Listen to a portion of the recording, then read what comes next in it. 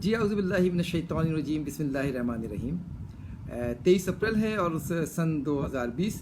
आज गुफ्तगू को फिर आगे बढ़ाते हैं ताकि अपनी जो भी मेरी मालूमात है वो आपसे मैं शेयर कर सकूं और उस पर आप अपने सवाल जवाब कर सकें, आप आगे पढ़ सकें और ज़रूर उसको आगे बढ़ाते रहें। और हम ये भी आज देखना चाहेंगे, थोड़ा सा इस पर गुफ्तगू करेंगे जो कि लंबी गुफ्तगू है, चलती रहेगी आने वाले दिनों में भी और सवाल निखरते रहेंगे। वो गुफ्तगू ये है कि जो लोग लॉकडाउन की बात के जिन्होंने इस्टेब्लिश की हुई है और या जो लोग मनसूबा साज हैं या जो लोग मनसूबा साजी में अपना असर रखते हैं, नेक नीति से मैं उनसे पूछना चाहता हूँ, क्या वो वाकई समझते हैं कि उनमें ये अहलियत हासिल है कि वो बता सकें कि लॉकडाउन कब करना है, कब तक करना है, और कब वो देखते हैं लॉकडाउन ख़त्म होना, कब वो देखते हैं कि इन्फेक्शन ख़त्म हो जाएगा, वायरस के बारे में कितना वो समझते हैं कि वो वायरस को समझ चुके हैं, कितना वो समझते हैं ट्रीटमेंट को समझ चुके हैं, एंटीबॉडीज़ को समझते हैं। वो सुनी सुनाई बातों को आगे बढ़ाना और सुनने के बाद 100 पेज पढ़ के आगे बढ़ाने में बड़ा फ़र्क है।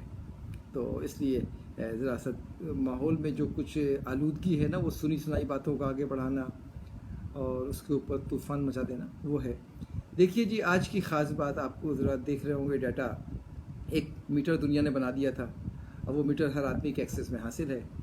तो आप देखिए वो मीटर है क्या, वो बता रहा है कुछ, उसमें से कुछ चीज़ें निकालते हैं जो उसमें से एक्सट्रैक्ट कर सकें। हम देख रहे हैं कि 19 मार्च को पाकिस्तान में हमारे पाकिस्तान में भी एक डेथ हो चुकी थी, डेथ रिपोर्ट होनी शुरू हो गई थी 19 मार्च में। आज अप्रैल आ चुका है, यानी कि अगर मैं कहूँ कि 23 मार्च को पाकिस्तान में डेथ हो चुकी थी चंद, तो वो आपकी ऑलरेडी रिपोर्टेड है।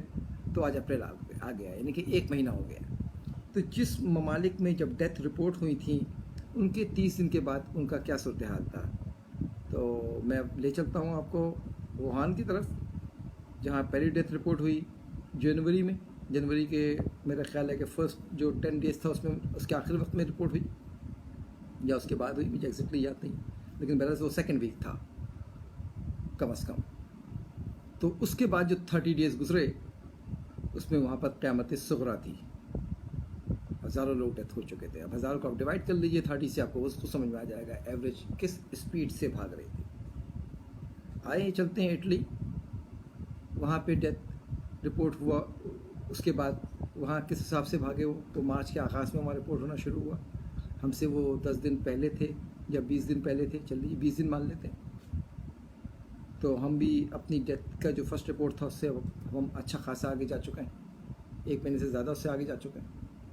स्पेन चलते हैं जो इटली के फ़ौरन बाद का था, उसके बाद हम चलते हैं US, बीच में हम UK देखते हैं, फ्रांस को देखते हैं। तो सबके यहाँ ये है कि वक्त गुजरता गया, ये वक्त है और इसके ऊपर हम देख रहे हैं कि डेथ बढ़ती जा रही है।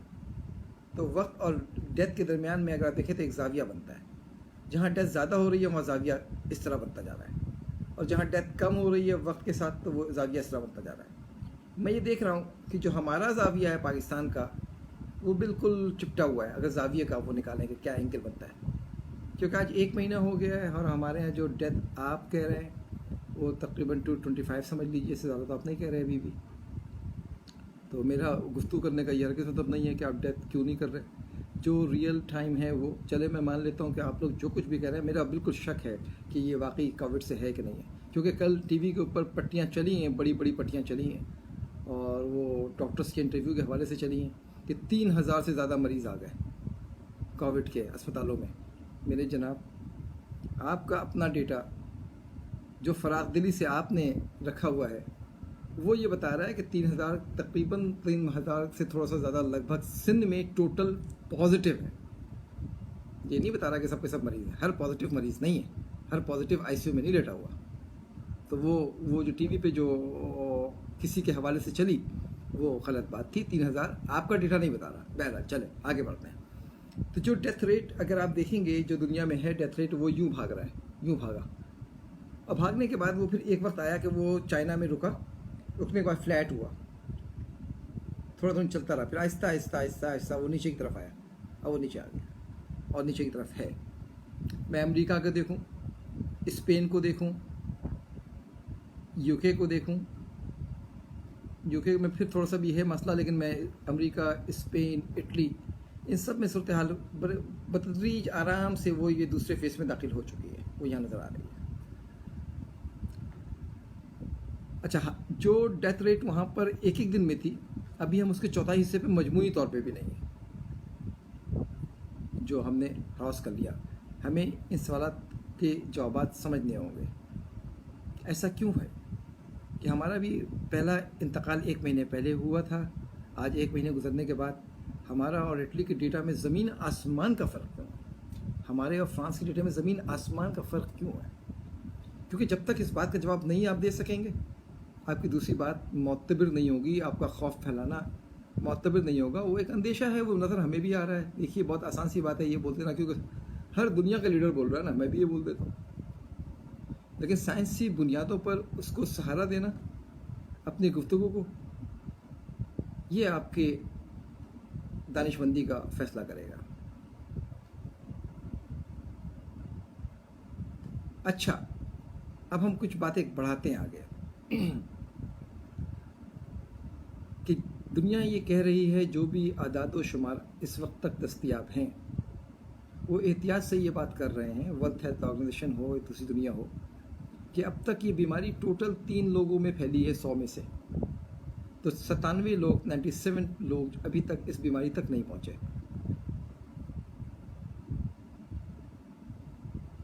तो इसका मतलब है 97 लोग अभी तक इस बीमारी से महफूज हैं, या इस बीमारी इनके करीब से गुजर गई, इस बीमारी को उन्होंने छुआ भी नहीं, पूछा भी नहीं, या नाक के करीब आई तो नाक ने वो हवा छांट के ले ली, जिसमें वायरस नहीं था वो ले ली, जिसमें वायरस था वो हवा नहीं ली। और तो कोई बात समझ में नहीं आती है ना। आपने कहा है कि जी हमारे यहाँ तकरीबन 11,000 इस वक्त तक मरीज़ हैं जो पॉजिटिव थे कोविड से, जो आपके फारिग भी हो रहे हैं, कुछ लोग नेगेटिव भी हो रहे हैं, वो अलग है। इसी को मैं मान लेता हूँ। ये सब लोग आपको डे फर्स्ट पे नहीं पता लगा आधा घंटे के बाद कि ये कोविड पॉजिटिव हो गए। पता लगते लगते किसी का सिम्टम पता लगा, किसी को आपने ट्रैक किया, और किसी को आपने ट्रेस किया, और उनमें टेस्ट किया, और जो भी टेस्ट की आपके नज़र में रिलायबिलिटी थी, आपने कहा भाई इस वक्त तक 11,000 लोग मुस्बित हैं कोविड से। अदाद शुमार बीमारी के बारे में जो मुसद्दिक़ा मालूमात वो ये बताती हैं कि ये एसिम्प्टोमेटिक होता है, अलामतें नहीं होती। तो ये खांसता भी है, ये छींकता भी है, ये घूमता भी है, एक कॉमन घर में भी रहता है। तो एक आदमी अपने उन 5-6 रोज़ में, जिस रोज़ में इसको ये अलामतें थीं, वो कम से कम 10 लोगों से तो मिला होगा इस लॉकडाउन के साथ भी। तो एक आदमी में पोटेंशियल था 10 लोगों को बीमार करने का, बहुत सेफ साइड पे मैं कह रहा हूँ, आसानी से। तो अगर 10,000 लोग ये हैं तो इसका मतलब ये 1 लाख लोग हैं। 90,000 लोग आपकी रीच में नहीं है, क्योंकि आपके पास टेस्टिंग की एबिलिटी कमज़ोर है, आपकी ट्रैकिंग कमज़ोर है, आपकी ट्रेसिंग कमज़ोर है, ये एसिम्प्टोमेटिक है, ये बताता भी नहीं है। तो 1 लाख लोग तो इस वक्त हैं। फिर आइए आदाद शुमार ये कहता है कि अगर 1 लाख लोग होंगे इटली के लिहाज से, तो भाई वो अगर 8 लाख कन्फर्म है तो कहेगा 10% लोग, 11% लोग जो इंतकाल कर रहे हैं। मैं 0.6 पे लेके जाता हूँ, जो सेफ साइड पे जगह है, कि 1 लाख का मतलब ये है कि 600 लोगों का इंतकाल होगा। वो किधर है 600 लोग? 600 लोग तो नहीं है। या तो फिर एक आदमी 10 आदमी को नहीं फैला पा रहा। जब 10 आदमी को नहीं फैला पा रहा तो फिर मास्क पहनने की ज़रूरत क्या है? ये मैं मास्क पहनने के ख़िलाफ़ नहीं हूँ, लेकिन समझने की बात है। फिर लॉकडाउन की ज़रूरत क्या है? वो सोचना पड़ेगा हमें कि लॉकडाउन क्या कर रहा है, कितना रोल प्ले कर रहा है, कितना रोल नहीं प्ले कर रहा है। हमें तो नज़र आ रहा है ना, ये गड़बड़ शड़बड़ तो नज़र आ रही है कि एक ही मोबाइल पे 5-5 लोग बैठे हुए हैं, एक ही जगह पर वो इकट्ठे रश लगता है। कुछ चीज़ों को सोचना पड़ेगा समझने के लिए। ग्रॉसरी है ना, ये पाकिस्तान के अवाम में इसने ग्रॉसरी खरीदना ही खरीदना है, जाना ही जाना है उसने। ये होगा कि महीने में 4 बार जाने की बजाय 1 बार जाएगा, सामान उठाएगी, वो लेकर आएगा। लेकिन उसके पास स्टोर गिने चुने स्टोर है, नए स्टोर नहीं आया। अब आप चाहे हफ्ते में 6 दिन खोलें, चाहे हफ्ते में 2 दिन खोलें, 2 दिन खोलेंगे वो 6 गुना रश वहाँ पहुँच जाएगा, 6 दिन खोलेंगे थोड़ा रश कम हो जाएगा। जो रश की सूरत हाल रहती है वो आपको पता है, 1 फीट रास्ता छोड़ना बहुत डिफ़िकल्ट मुझे नज़र आता है, प्रैक्टिकली नज़र नहीं आता मुझे, क्योंकि अगर वो छुड़वाते हैं 1 फीट का रास्ता तो फिर कहत पड़ता है घरों के अंदर, ट्रेजिडी डेवलप होती है, नज़र आता है ना। किल्लत है ना, हमारे पास जगहों की भी किल्लत है। जो कुछ हम कर सकते थे या जो कुछ हमें करना चाहिए उसमें कहाँ है? क्या हमने कोई नए अस्पताल बना लिए? बहुत सारे आपके स्कूल बंद पड़े हुए हैं सरकार के, या जगहें बनी हुई हैं। क्या हमने कन्वर्ट कर लिया, या कर सकते हैं नहीं कर सकते? लिमिटेशंस क्या हैं? सोसाइटी को कितना अपडेट कर दिया कि भाई क्या करना है? अच्छा, एक और बात इंपॉर्टेंट ये है, कोरोना से हम भाग रहे हैं, कोरोना को हम देख भी नहीं पाते। क्या वाकई हम कोरोना के लिए दरवाजे बंद कर देंगे तो कोरोना बंद हो जाएगा? बंद तो नहीं होगा। अगर आपकी हिकमत अमली को हम एक लम्हे के लिए मान लें कि जी अभी घर बैठ जाए, तो कब तक बैठे भाई? 1.5 साल तक, इसलिए कि वैक्सीन 1.5 साल में आ जाएगी, 1 साल में आ जाएगी, तो बताते हैं 1 साल बैठना है। अब 1 साल का फिर लोग सोचें क्या करना है, कि वो तो लोगों का और आपका मामला होगा कि आप मैनेज करें, बताएं क्या करना है 1 साल तक, 1.5 साल तक। और अगर वैक्सीन नहीं आती है तो फिर क्या करना होगा, क्या प्लान है आपके पास? तो सोचना पड़ेगा हमें, और गुलाम कौम नहीं है, हमें खुद फैसला करना पड़ेगा, बोल्डली फैसला करना पड़ेगा, हौसले के साथ करना पड़ेगा, साइंसी सपोर्ट के साथ करना पड़ेगा। और मुझे तो नज़र आता है कि हम शायद दुनिया को बहुत बेहतरीन चीज़ें बताने में कामयाब हो जाएं अगर हम अपनी ऑब्जर्वेशंस के साथ दुनिया में सामने आए। हमारे पास तो क्लियर ऑब्जर्वेशंस मौजूद है ना, डेटा अपोजिट्स नज़र आ रहा है हमारे बहुत सारी चीज़ें, तो हम कुछ बता सकें। अभी देखें छोटे छोटे से पजल्स आ रहे हैं, पेपर आया है ना कि जी जो आपका लैरिंक्स है, जो नेज़ल है, और जो लंग्स है, जो जीआईटी है, यहाँ पे कुछ स्पेशल सेल्स हैं जो हाईली ससेप्टेबल हैं कोरोना को एक्सेप्ट करने के। It's a scientific paper which might not be correct, but it is. तो इस तरह की सूरत हम भी डेवलप कर सकते हैं। तो मुझे नहीं पता कि आपके जो डॉक्टर्स हैं, जो आपके जो टीवी पर आने वाले लोग हैं, जो लोग इन्फ्लुएंस करते हैं, जो लोग अथॉरिटी रखते हैं, उनके जहन में क्या है? क्या भागते रहना है? शेर आया भागो, शेर आया भागो, तो कब तक भागना है? ठीक है, तो अच्छी बात है, वो लोग रुके हैं घर के ऊपर, लेकिन ये जो मास्क लगाना नहीं लगाना, इस मास्क से वायरस कितना फैल रहा है, कितना नहीं फैल रहा है, कितना रोकने में कामयाब हो रहे हैं। जिन लोगों ने आदाद व शुमार और उसका तज़िया, जिन्होंने शुमारियात पढ़ा है, उन्हें अंदाज़ा होगा कि हम अच्छा खासा नुकसान पहुंचाते हैं फैलने को जब हम मास्क लगा लेते हैं, जब हम हाथ धो लेते हैं, जब हम टच नहीं करते, जब मिलते नहीं हैं, हाथ नहीं मिलाते। लेकिन लॉकडाउन के घर के अंदर बंद करके रखा जाए, कर्फ्यू लगा दिया जाए, उससे बेहतर है कि लोगों को समझा दिया जाए कि आपने क्या रोल प्ले करना है, मगर कब तक उसका फैसला करना होगा। आइए, हम कहीं कहीं पे फंसते हुए भी जा रहे हैं, अपने बनाए हुए असूलों में साइंस कहीं पर नज़र आती है कि वो जकड़ी हुई है। फिर ये बात वक्तन फ़ौक्तन मैं करता हूँ कि ये जो पॉपुलर बात है ना, जिस पे शोहरत मिलती है, वो करना बहुत आसान है। जर्मनी की चांसलर की बात को दोहराकर अकड़ के बात करना बहुत आसान है। अमेरिकन सीडीसी के चीफ की बात को दोहरा के बात करके अकड़ के बात करना बहुत आसान है। दलाइल पर बात सुनना और उसका जवाब दलाइल से देना, वो है ब्यूटी मेरे भाई। तो वो सब के लिए, चाहे वो डॉक्टर हों या डॉक्टर के जानने वाले लोग हों, जो शाह से ज़्यादा शाह के वफादार हैं, उनके लिए मैं ख़ास तौर पे कह रहा हूँ कि साइंसी मामलात हैं ये ज़ाती मामलात नहीं हैं। इसमें किसी का कद नहीं देखा जाता कि कद क्या है, और इसमें साइंसी बुनियादों पर गुफ्तगू करके हम मसले को जितना लोगों को समझा सकें वो समझाएं, वो है इम्पोर्टेंट इशू। तो मुझे तो दानिशमंदी नज़र नहीं आती आप लोगों के फैसलों में, जो गवर्नमेंट के फैसले हैं, दानिशमंदी नज़र नहीं आती कि कहाँ तक जाएगा, कैसे जाएगा। चूँकि ये कंसिस्टेंसी नज़र आती है कि भाई यही दुनिया कर रही है, दुनिया तो अफोर्ड कर लेगी, दुनिया अफोर्ड कर रही है। और दुनिया ना पुलिस उनके यहाँ मार रही है अमेरिका में, ना उनके पार्क के अंदर ऐसा नहीं है कि लोग घूम नहीं रहे उनके यहाँ बगैर। जिन लोगों को शक है ज़रा मालूम कर लें वो कि वो बगैर मास्क लगाए लोग घूम रहे हैं। वहाँ के लोग बहुत, उनको पढ़ा दिया जाता है कि मास्क की कितनी इंपॉर्टेंस है, कितनी नहीं है। तो बहरहाल वो लोग वहाँ पे घूम रहे हैं, मास्क लगा के भी घूम रहे हैं, मास्क लगाए बगैर भी घूम रहे हैं। पुलिस पीछे पीछे नहीं भाग रही, उनको पता है कि कहाँ पे बंदों ने जाना है, कहाँ पे नहीं जाना है, और किसको हम रोकना है। वैक्सीन के बारे में कई बार मैं अपने गुफ्तगू में बता चुका हूँ कि वैक्सीन सबसे ज़्यादा इम्पोर्टेंट ड्रग है। और इसका जो फेज़ 1, फेज़ 2, फेज़ 3 ट्रायल है, जिस तरह हम ये लॉकडाउन पर मौजूद हैं, इस तरह इसकी डेवलपमेंट भी मसला बनेगी। ये तो नई अप्रोच मैं पढ़ रहा हूँ, वो साइंटिफिक अप्रोच आई है। वो ये कहते हैं कि जो आपका जवान तबका है जिसमें ख़दशात बहुत कम हैं, इनको वैक्सीन लगाकर मार्केट में जब वो अपना टाइम पूरा कर लें, जब एंटीबॉडीज़ बन जाएँ, तो चैलेंज भी तो करना पड़ेगा ना कि बीमारी इनको असर करती भी है कि नहीं करती।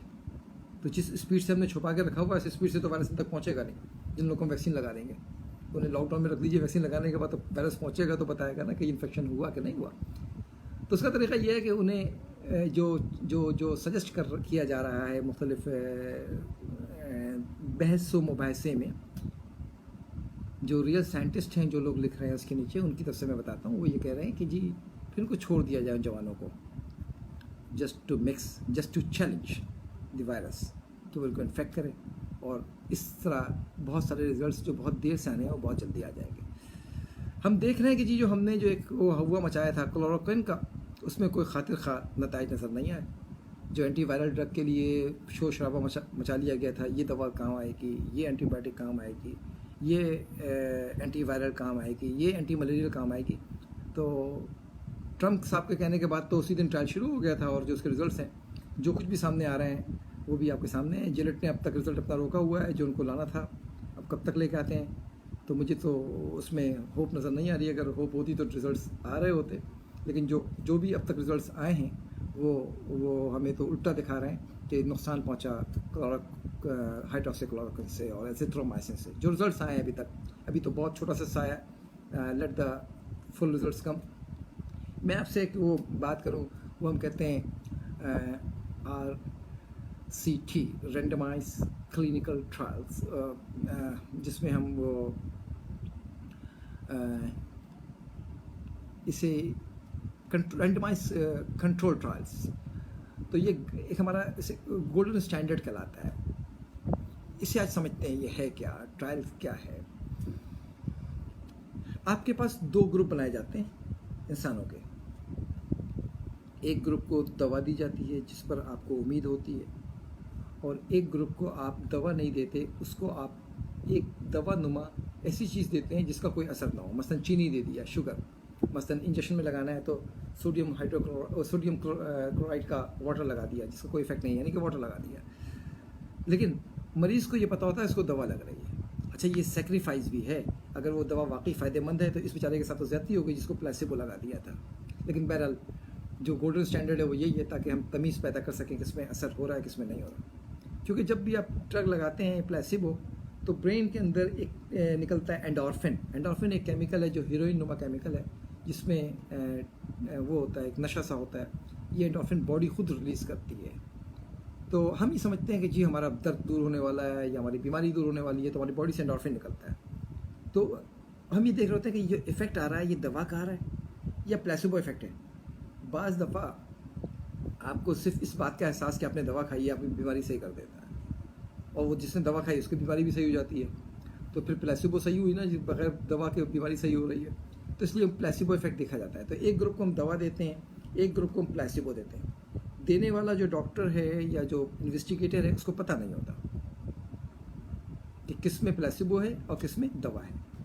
जो खा रहा है उसको पता नहीं होता किसके पास प्लेसिबो है किसके पास ड्रग है। मल्टी सेंटर ट्रायल होता है, रैंडमाइज्ड, मुख्तलिफ लोग लिए जाते हैं, उन पर ट्रायल होता है, मुख्तलिफ ग्रुप के लोग लिए जाते हैं, कई इन्वेस्टिगेटर्स इन्वॉल्व होते हैं, फिर सबका रिजल्ट आता है, फिर उसको खोला जाता है, फिर जोड़ा जाता है, फिर वो एक नई जो है वो स्टडी, उसको फिर रिपोर्ट लिखी जाती है। इस तरह से हम कहते हैं randomise control trial. Double blind होता है, ये प्लेसिबो होता है, उस पर रिजल्ट आता है। इस दफ़ा क्या हुआ कि पूरा जो 2 महीना था मेरी नज़र में हमने ज़ाया कर दिया ऑब्जर्वेशनल थेरेपी। उसने कहा कि क्लोरोक्विन सही है, लगा दो क्लोरोक्विन, एजिथ्रोमाइसिन सही है, एजिथ्रोमाइसिन लगा दो। किसी ने कहा कि जी नहीं जी वो फलाविर सही है तो फलाविर कर लो, तो उस पर लगे रहे, क्योंकि हरास भी हुए हुए लोग, कोई रोकने की जरूरत भी नहीं कर पा रहा। इतने टाइम में तो ये ट्रायल हो जाता है, इतना रियल टाइम डेटा था आपके पास, अभी भी टाइम मौजूद है। क्यों नहीं अब कंट्रोल स्टडीज़ करके क्लियर दूध का दूध पानी का पानी करें, फटाफट नई चीज़ों को लाने की जगह दें, क्यों टाइम ज़ाया कर रहे हैं हम ना। तो ये है एक मामला रैंडमाइज्ड क्लिनिकल ट्रायल का।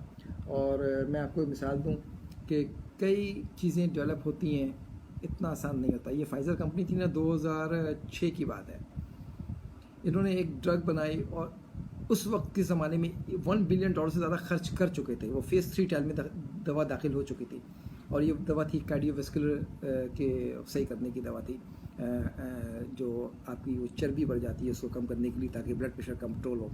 कहा जाता था उस ज़माने से पहले कि जिस वक्त ये चल रही थी, दिसंबर 2006 की बात है, 90 से दवा डेवलप हो रही थी कि ये ब्लॉकबस्टर ड्रग होगी दुनिया का, वो कार्डिक का वो जो पैराडाइम है वो चेंज कर देगी, यानी ये कहा जा रहा था। और बाद में पता लगा कि ये दवा देने से ज़्यादा नुकसान हो गया। जिन लोगों पर ट्रायल चल रहा था 81 लोग मर गए, और जो प्लेसिबो के 51 लोग थे वो नहीं मरे। अर्ली मॉर्निंग 7 PM पूरी दुनिया में 100 इन्वेस्टिगेटर को साइलेंट बजा दिया गया, stop clinical trial, freeze the clinical trial at every site, hold the clinical trial, क्योंकि डाटा आया था। तो ये बहुत इंपॉर्टेंट है। लेकिन फेज़ 1 से गुजर चुका था, वो एनिमल ट्रायल से गुजर चुका था, प्री क्लिनिकल ट्रायल से गुजर चुका था, फेज़ 2 से गुजर चुका था, फेज़ 3 पे 100 डिफरेंट इन्वेस्टिगेटर डिफरेंट साइट्स के ऊपर ट्रायल्स हो रहा था, रिजल्ट्स ने सपोर्ट नहीं किया। आज के पाकिस्तानी एतबार से 170 अरब रुपये उनके खर्च हो चुके थे, लेकिन वापस लेना पड़ा उनको, उन्होंने वापस लिया। ये दुनिया की बात है। तो हमें ये जो वायरस है इसको समझना पड़ेगा, क्योंकि जब तक आप वायरस नहीं समझेंगे तो अपना जो भी हमारा प्रिकॉशंस है हमें पता होना चाहिए। वायरस बहुत छोटा है। ये जो हम बांधते हैं मास्क, ये मास्क जो बांधने का तरीका है वो ये होता है कि जी वो एयर कंट्रोल करता है, बैलेंस करता है इनसाइड की एयर को बाहर के, यानी कि अगर ये नेगेटिव प्रेशर इधर डेवलप हो जाएगा तो बाहर का एयर अंदर चला जाएगा, इन्फेक्ट हो जाएगा। वो अंदर पॉजिटिव प्रेशर डेवलप होगा तो फिर यहाँ की हवा बाहर आएगी, आपकी हवा बाहर आएगी। आप मरीज से मिल रहे हैं ना, मरीज तो इन्फेक्टेड है, अब आपको सेव करना है अपने आप को, तो योर प्रेशर शुड आउट। लेकिन मार्केट में जा रहे हैं तो आपने अपने आप से दूसरों को बचाना है। तो ये है। अब वो आपको पता है, ये जो इसको जो सील यानी कि जब लगाते हैं तो ये जो सीलिंग होती है आपकी, ये एयर का प्रेशर को ख़राब करती है। वो मैंने देख लिया टीवी पर, जो हमारे डॉक्टर हजरात थे उनके लगाने का अंदाज़ देख लिया, और उनकी कॉम्पिटेंसी देख ली लगाने की मैंने, कितने कॉम्पिटेंट हैं मास्क लगाने के अंदर और कितना डिस्टेंसिंग मेंटेन करने में कॉम्पिटेंट है, वो नज़र आ रहा था। इसलिए उनको भी चाहिए ट्रेनिंग ले लें कि तक, क्योंकि आप जो कुछ बताएंगे और लोग उसको समझेंगे। मोहतरम, N95 मास्क और दाढ़ी के दरमियान एक कंट्रोवर्सी मौजूद है, कैसे लगाना है इसमें, कि उसमें वो सील नहीं हो पाता, फ्रीज नहीं हो पाता, दाढ़ी रेजिस्ट करती है। खैर जी, जो वायरस शेड करता है, अस्पताल का जो पेशेंट है वो भी शेड करता है, लेकिन जो एसिम्प्टोमेटिक है वो ज़्यादा ख़तरनाक है, वो ज़्यादा शेड करता है। सवाल जवाब आप करते रहिएगा, तो जो सवाल आपके होंगे उस लिहाज से जवाब दूंगा।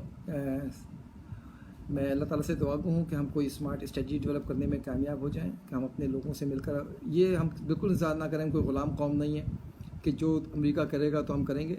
इस वक्त सारी दुनिया हालत जंग में। अगर हमारे पास कोई ऐसे आइडियाज़ हों जो इफ़ेक्टिव हों, रियल टाइम के हमारे पास जो मुशाहिदात हों, जो हमारा अपना तजुर्बा हो, जो हमने ख़ुद महसूस किया हो, या जिसका जो है वो हकीकत हमारे पास मौजूद हो, वो दुनिया से शेयर कीजिए, ताकि दुनिया इतनी बड़ी आफत से जल्दी से निकल सके।